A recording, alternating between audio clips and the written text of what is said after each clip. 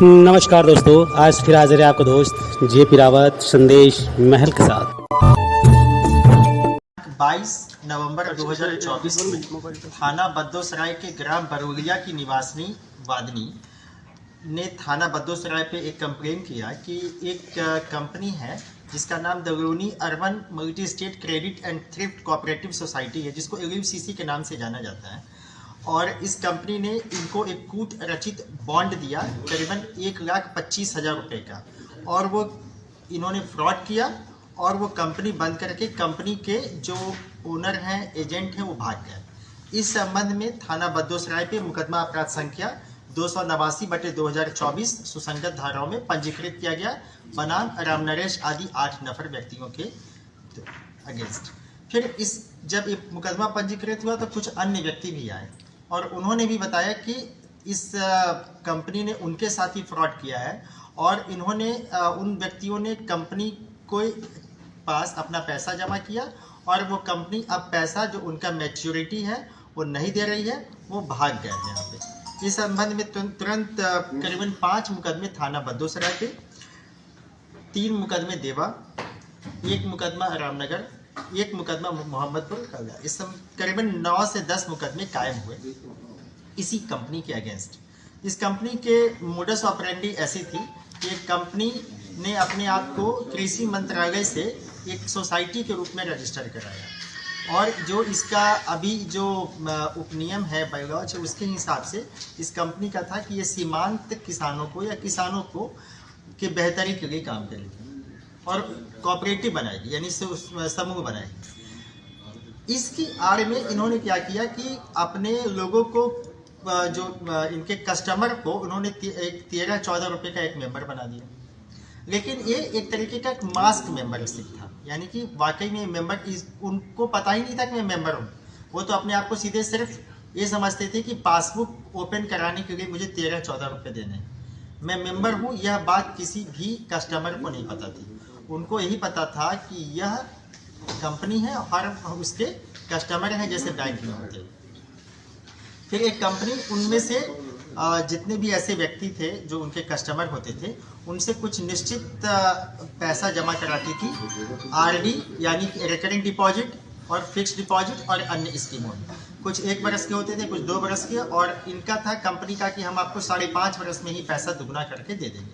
और इस जो आप समझिए कि बैलून ऐसा जो परफोरेटेड जो सॉलिन टाइप का एक वादा इन्होंने किया, जो कि जिसकी कोई ज़मीनी हकीकत नहीं थी। इसके झांसे में इन्होंने अनेकानेक कस्टमर को अपनी गिरफ्त में लिया और पैसे जमा कराए, और उन्होंने अपने इन कस्टमर्स को पैसे अदा भी नहीं किए। इसमें यह है कि एक कंपनी जो है वो इसका जो रजिस्ट्रेशन है, उसका जो डोमेन एरिया है वो उत्तर प्रदेश और दिल्ली है, लेकिन इन कंपनी ने उत्तराखंड में भी अपना बिजनेस स्टार्ट किया और अन्य स्टेट में भी किया, जबकि उनका वहाँ पे डोमेन नहीं था। एक और चीज़ अभी विवेचना के दौरान प्रकाश में आई है कि कंपनी ने जिस स्थान को अपना हेड ऑफिस बताया, यानी जिस स्थान के सापेक्ष इस कंपनी का रजिस्ट्रेशन हुआ, वहाँ पर यह कंपनी काम ही नहीं करती है। रोक लीजिए। वहाँ पर एक कंपनी काम ही नहीं करती है। इस समय एक कंपनी वहाँ पे नहीं है। तो एक तो ये है, और दूसरी बात यह है कि इनका जो यहाँ पर अभी तक की जानकारी 5 व्यक्ति अरेस्ट हुए हैं, जिनके नाम मैं आपको बताऊंगा कि एक का नाम संजीव कुमार वर्मा है, दूसरा स्वामी SD मिश्रा है, तीसरा रामशरण वर्मा है, चौथे राम नरेश वर्मा है, 5वें मनोज कुमार मौर्य है। जो वांछित अभियुक्त हैं उनका नाम उत्तम सिंह राजपूत, निवासी जमुरिया के निकट जनपद बाराबंकी सिटी कोतवाली में है। माया सिंह इनकी पत्नी है उत्तम सिंह की, और दिनेश कुमार सिंह जो इनके यहाँ के MD होते थे 3 स्टेट के, जैसा बताया गया है। अखिलेश मिश्रा और संतोष कुमार मिश्रा, यानी 9 व्यक्तियों के अगेंस्ट है, जिसे 5 अभियुक्तों को गिरफ्तार किया गया। 4 अभियुक्तों की गिरफ्तारी के प्रयास किए जा रहे हैं। बरामदगी में कई अन्य पासबुक बरामद हुए हैं, कई कंप्यूटर सिस्टम्स और इनके खाते बरामद हुए हैं। 2 इनकी एक फॉर्च्यूनर कार और एक SUV बरामद हुई है। कुल मिला के कंपनी एक नॉन रजिस्टर्ड कंपनी थी। रिजर्व बैंक ऑफ इंडिया से इसका कोई रजिस्ट्रेशन नहीं था, जो कि अभी तक ज्ञात हुआ है। दूसरा, एक कंपनी को अधिकार ही नहीं था FD करने का, या आरडी करने का, लेकिन इसके बावजूद इस कंपनी ने इस तरह के वित्तीय कामों को किया, जबकि यह एक कोऑपरेटिव संस्था थी। यदि इसका रजिस्ट्रेशन हुआ भी था तो कोऑपरेटिव के तौर पे हुआ था, न कि एक नॉन बैंकिंग कंपनी के तौर पे हुआ। जिले में कितनी ब्रांचेस हैं और अभी स्टेटस क्या है? अभी तक के प्राप्त जानकारी के अनुसार जो संजीव कुमार जो वर्मा है, ये यहाँ पे का मुख्य है और इसके पास 55 से 56 इसके अधीन ब्रांच थी। करीबन जैसा अभी तक जो प्राइमा फेसाई देखा गया है कंप्यूटर स्टेटमेंट के अनुसार, संजीव कुमार वर्मा का वार्षिक टर्नओवर 25 करोड़ रुपए था।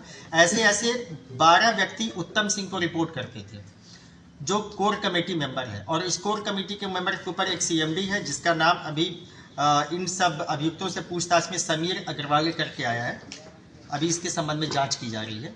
तो ब्रांचेस बंद हो गई सब क्या, जो 55 है? हाँ, जितनी ब्रांचेस के बारे में पता हुआ है वो पुलिस ने उसको विवेचना के दौरान उसको अपने अभिरक्षा में लिया है और वहाँ पर फर्क बनाकर अन्य आवश्यक कार्रवाई सुनिश्चित की जाए।